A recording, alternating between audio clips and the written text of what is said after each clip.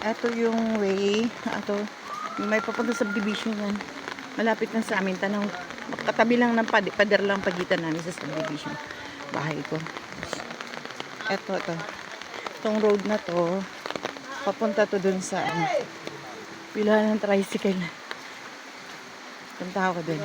Magta-tricycle ako papunta ang hospital. Malapit lang naman. Mga 15 minutes lang to ride. Tapos nandun ako sa hospital.